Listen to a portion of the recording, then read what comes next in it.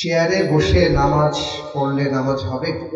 একটি কমন প্রশ্ন, আজকাল অনেকে আমাদের এই প্রশ্নটি করতে দেখা যায়। দেখুন, যেই ব্যক্তি দাঁড়ানোর ক্ষমতা রাখে তাকে দাঁড়িয়ে সালাত আদায় করতে হবে।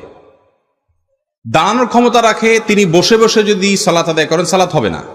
হ্যাঁ, দাঁড়াইতে পারেন কিন্তু রুকু করতে পারেন না, অর্থাৎ কোমর ভাঙতে পারেন না, অনেক ব্যথা হয়, অসহনীয় ব্যথা, অথবা তার স্থায়ী রোগ হওয়ার আশঙ্কা আছে, পড়ে যাওয়ার আশঙ্কা আছে, অথবা রুকুও করতে পারেন কিন্তু সিজদায় যেতে আসতে পারেন না, কষ্ট হয়, অনেক কষ্ট।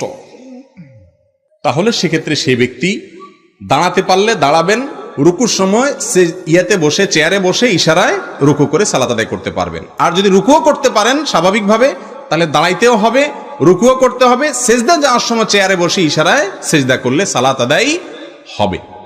একচেটিয়া চেয়ারে বসে নামাজ হবে না, এই ফতোয়াও সঠিক না।